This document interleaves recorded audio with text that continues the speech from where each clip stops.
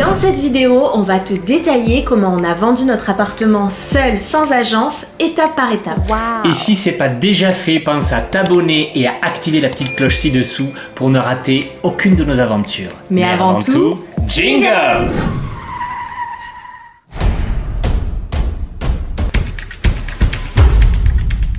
Déjà, pourquoi vendre son bien seul sans passer par agence? Alors, le plus gros avantage, l'avantage principal qu'on y a vu, c'est l'économie d'argent. Carrément. Les frais d'agence, en général, c'est entre 5 minimum et encore, c'est plus 10 à 12%. Donc, du coup, cet argent-là, ce que tu donnes pas à l'agence va directement dans ta poche. C'est ça, et qui n'a pas envie de faire ce genre d'économie? Allez, on rentre directement dans le vif du sujet, étape par étape. Alors la première étape, c'est la préparation de la vente. Donc ça consiste en quoi? C'est vraiment faire un état des lieux de son appartement, un état de santé.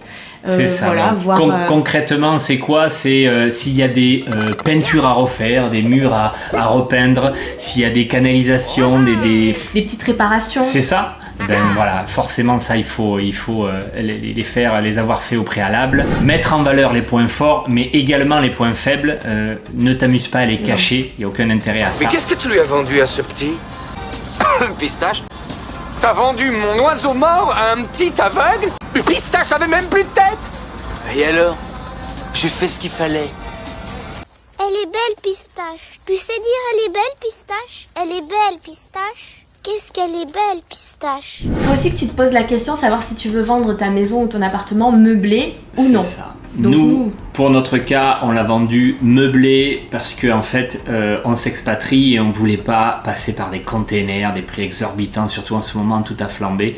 Surtout les prix des containers ont flambé, les taxes, les douanes, bref. Donc, savoir si c'est meublé ou non peut changer la donne. C'est ça, et il faut savoir aussi que de le vendre meublé, ça peut faire augmenter le prix, la valeur. Et surtout, même pour l'acheteur, ça peut être intéressant parce que si tu lui vends meublé, il y a une partie qui ne sera pas prise en compte dans ce qu'il va payer chez le notaire. Exactement. Donc ça peut être intéressant. Il est gagnant lui aussi. Étape numéro 2, faire estimer son bien. Alors pour faire estimer son bien, il faut regarder en fait ce qui se fait localement dans le marché immobilier autour de toi, dans ta ville, dans ta région. Et pour ça en fait, il y a des outils en ligne que tu peux utiliser.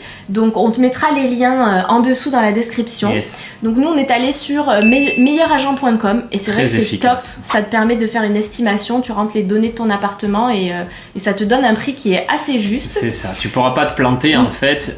Comme ça tu auras d'entrée une estimation plutôt précise de la valeur à laquelle tu peux proposer le bien à la vente. Exactement, par rapport au mètre carré et tout ça. Ensuite, tu peux aller aussi sur le site des impôts qui va te montrer en fait vraiment les dernières ventes qu'il y a eu dans ta rue, dans ton quartier, autour de chez toi. Et le prix vendu. C'est ça. Donc ça aussi, c'est hyper intéressant, hyper précieux pour connaître, pour pouvoir toi fixer ton prix après derrière. Nous, ça nous a grave servi. Carrément. Et tu peux aussi faire appel à des agents immobiliers qui vont venir estimer en fait ton bien. C'est ce qu'on a fait nous, on a fait venir 2 agents en plus de l'estimation qu'on avait fait déjà sur meilleuragent.com. C'est ça. Et c'est vrai que c'est quand même bien d'avoir une fourchette. Ça te donne en fait une fourchette. C'est bizarre, ça fait drôle de l'avoir. Après c'est à toi de fixer ton prix, mais déjà t'as une idée de ce qui se fait. Exactement. Alors on s'est aperçu, pour être honnête avec toi, que en fait leur prix était un petit peu en dessous du marché, mais ça peut se comprendre que leur intérêt à eux, un agent immobilier, c'est de vendre rapidement le bien, ton bien, pour avoir en fait sa com. Donc ça s'explique. Et c'est à prendre en compte aussi parce que dans le prix qui t'annonce, il y a cette marge de manœuvre là en fait. Exactement. Les frais d'agence qui lui va mettre dans son prix de vente, toi tu peux soit les réduire, soit ne pas les mettre du tout en fait. Exactement. Nous voici à l'étape numéro 3, comment fixer son prix de vente. Alors en fait c'est très simple, c'est en fonction des estimations que tu auras eues et en fonction de la plus-value que tu veux obtenir.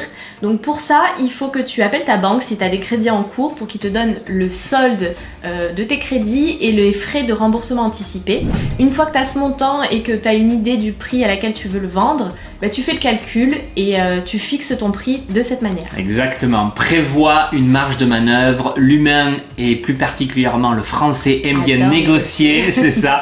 Donc prévois un prix supérieur à ton prix de vente pour qu'ils puissent le négocier. Et surtout, tu te fixes un plafond à ne pas dépasser un minimum. Enfin voilà. C'est ça. Tu n'iras pas en dessous. D'accord ? Number 4. Démarches et documents nécessaires. Alors pour les documents obligatoires, en fait le mieux c'est de reprendre ton acte de vente, tu as déjà pas mal d'infos dessus. Yes. Mais après si tu as fait des travaux entre temps comme c'était le cas pour nous, il y a des choses qui ont changé dans ton diagnostic énergétique comme l'isolation ou les mètres carrés. Donc là de toute façon c'est obligatoire, il faut que tu fasses appel à un diagnostiqueur pour faire ton DPE. C'est ça, et il remettra justement à jour tout ça s'il y a des choses à changer. Nous aussi on a eu des mètres carrés supplémentaires à ajouter sur la loi Carrez. Exactement. Et ça, en fait, on a besoin pour écrire ton annonce. Et ça nous a coûté à environ 300 €, un petit peu moins de 300 €, mais c'est vraiment le document obligatoire qui te fait un diagnostic total de ton appartement ou de ta maison. Tu peux pas y réchapper. Et t'en as besoin, pour écrire ton annonce. C'est comme ça. Et voilà, c'est obligatoire. Le dossier DPE est indispensable. C'est en fait une obligation légale du vendeur pour informer le futur acheteur sur les caractéristiques du logement, et qui comprend en fait l'électricité, le gaz, la loi Carrez, etc. En certains cas, tu auras aussi besoin du PLU, donc ça il faut que tu demandes à la mairie. Yes. Pour nous, on n'a pas eu besoin parce que c'était encore à jour, notre appartement avait 5 ans et du coup on n'a pas eu besoin de ce document-là. Mais normalement c'est gratuit et tu fais la démarche auprès de ta mairie. Prends-toi à l'avance. Ouais. On est dans des mairies. Demoiselle! Oh, par Jupiter, ce que les gens peuvent être désagréables, que voulez-vous? Le laissez-passer à 38. Vous avez le formulaire bleu? Le formulaire bleu? Non. Alors comment voulez-vous obtenir le laissez-passer à 38? Et où trouverai-je le formulaire bleu? Guichet 1. Mais j'en viens. Voilà, c'est à peu près tout ce qu'il te faudra comme document. Donc on a dit l'acte notarié, le DPE à jour, le PLU si besoin que tu demandes à la mairie, et aussi la liste du mobilier si jamais tu vends meublé. C'est ça, donc bien tout détaillé. C'est ça, il faut détailler article par article avec une estimation en face. On arrive à l'étape numéro 5, rédiger et mettre en ligne ton annonce. Tout. Aujourd'hui, absolument tout se vend par l'image, donc fais de belles photos. Si tu dois faire appel à quelqu'un, à un photographe, fais-le si tu as le budget. Sinon, avec nos iPhones, font aujourd'hui de magnifiques photos. Carrément. Mais soigne tes photos et fais-en minimum 10. Le Bon Coin propose 10 photos, fais-le. Les gens ont besoin de se projeter, de voir un petit peu à quoi ressemble ton bien. Donc, c'est une option qui est payante, mais franchement qui vaut le coup, nécessaire effectivement. Sinon, tu n'as droit qu'à 3 photos et 3 photos. On ne peut pas se rendre compte du bien. Donc, n'oublie pas, tout se vend par l'image. Ensuite, nous, ce qu'on te conseille de faire, c'est vraiment de projeter les acheteurs, c'est-à-dire de cibler les potentiels futurs acquéreurs de ton appartement ou de ta maison et de vraiment de les projeter. Honnêtement, c'est notre stratégie que nous avons mis en place qui nous a permis à vendre notre appartement aussi rapidement. Avant tout, sur rédiger avec des mots, on a fait projeter en fait l'acheteur, le potentiel acheteur, et c'est ce qui fait qu'on a fait ce premier hook où il est venu, où il a été séduit et où il a signé. C'est pas simplement une liste de caractéristiques froides et simples, et les mètres carrés, etc. C'est vraiment de pouvoir leur dire, ben voilà, nous on avait un appartement, donc notre appart est en bord de mer, donc c'est de dire que vraiment, il va avoir une deuxième vie après le boulot, qui va pouvoir se balader sur la plage, voir les flamants roses sur la terrasse. C'est ça, voir passer les flamants roses de par la terrasse, plein sud, avec une mer, on a la chance d'être à côté, un bord de mer, à 5 minutes à pied, avoir un cinéma à 10 minutes à pied, avoir des petits commerces, bref. C'est vraiment les projeter dans leur quotidien et voir les bénéfices qu'ils auraient à acheter cet appartement ou cette maison. Et ça, c'est vraiment une stratégie qui paye. Ensuite, en bonus, qui peut aider aussi à la vente, c'est de mettre en avant si tu louais ton bien par Airbnb. Nous, c'est ce qu'on a fait parce que, forcément, en étant à la plage, on avait une période d'été où notre appartement était loué. Et ça, on l'a mis en avant aussi parce que ça permet de financer une partie de l'achat. C'est ce qui s'est clairement passé pour nous, en fait. On a, grâce à la location, pu payer tous les frais, en fait, que notre appartement a engendré à l'année. Seulement en quelques mois d'été, en fait. Et c'est ce que va faire aussi le futur propriétaire. D'ailleurs, il va faire la même chose, il va mettre en place cette annonce de location et louer l'appartement. C'est ça, alors je sais que pour certains c'est délicat, oh là là, je vais louer mon bien, c'est ma maison, c'est ma scie. tu perds de l'argent en fait. Tu perds concrètement de l'argent si tu ne le fais pas. C'est le petit tips supplémentaire qui peut aider le futur propriétaire à aussi se dire financièrement ça peut être intéressant et rentable. Carrément. Pour ça, on te conseille de ne pas mettre ton numéro de téléphone. Pour les premiers contacts, c'est vraiment pas nécessaire. Par mail. Tout par mail. Ensuite, par la suite, tu peux échanger et tu appelles la personne, mais pas de numéro de téléphone. Bien sûr, de préciser agence et mandataire s'abstenir. Bon, t'en auras peut-être quand même, mais ils ont essayé. Le dernier point qui est très très important aussi pour filtrer, pour pas avoir des appels toute la journée, c'est de noter qu'un plan de financement de la banque est demandé ou un paiement comptant. Ça a été notre cas, nous, on a demandé paiement comptant et c'est ce qu'on a eu. Ça filtre pas mal. La petite anecdote, c'est qu'on s'est dit pourquoi pas le vendre. On s'est aperçu que c'était le moment de vendre, mais pas d'acheter en France. Donc on l'a mis en vente parce que nous, on va s'expatrier, comme on t'a dit. Et la petite anecdote, c'est qu'on s'est dit allez, on va le mettre un petit peu haut le prix et on va également mettre argent comptant, en fait, pas de crédit. Comme ça, on aura le temps un peu de se retourner. En une semaine. On a eu le temps de rien en fait. En une semaine, il était vendu. Donc pour te dire, si tu le mets à un bon prix, au bon moment, à la bonne personne, ça se vend. À un prix juste. À un prix juste, très important. Étape numéro 6. Organiser les visites. Alors normalement, à cette étape, si tu as bien tout suivi, tu dois avoir des visites. Normalement. Sinon, il y a quelque chose à regarder au niveau du prix ou à rectifier dans ton annonce. Donc là, à l'étape des visites, ce qu'on te conseille de faire, c'est vraiment de regrouper au maximum les visites.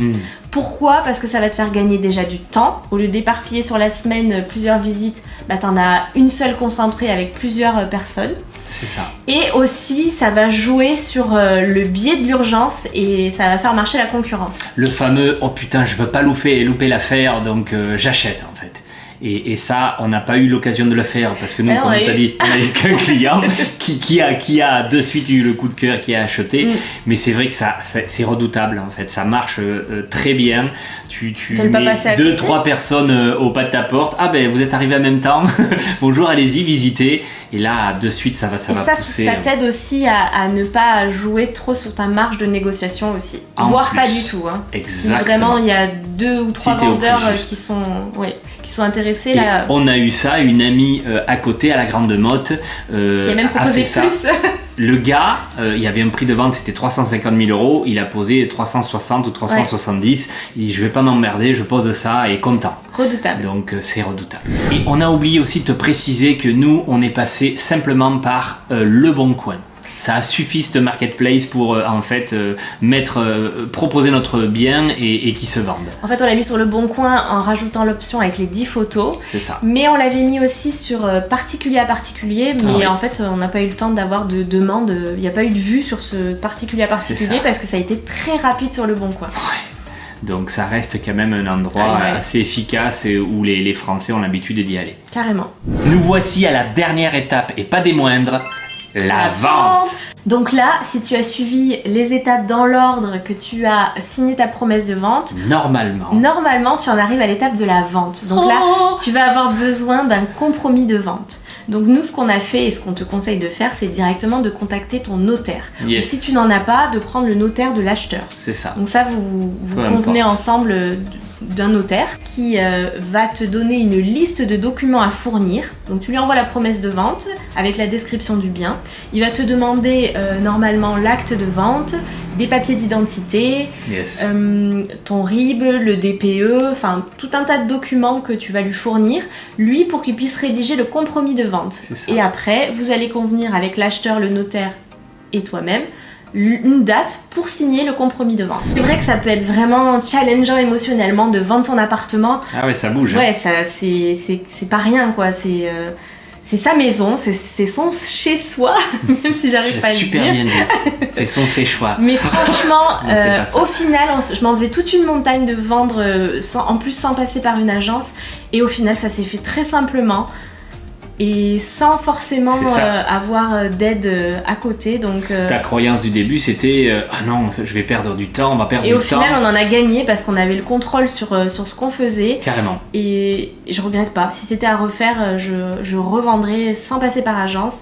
Parce qu'au final, t'es bien content aussi à la fin que cet argent tu l'aies dans ta poche. Bah oui. Et c'est ton appartement, t'es bien placé pour savoir le vendre, le mettre en valeur, le mettre en lumière. Donc ouais.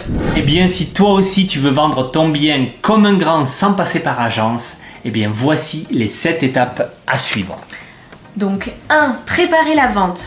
2. Estimer son bien. 3. Fixer son prix.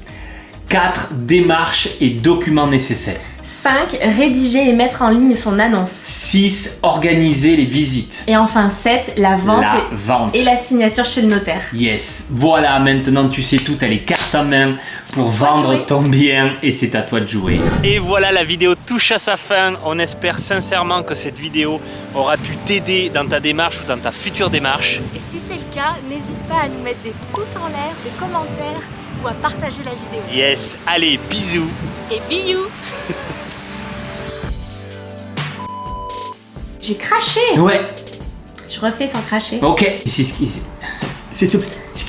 Il y a des crédits en cours, il faut que tu contactes ta banque.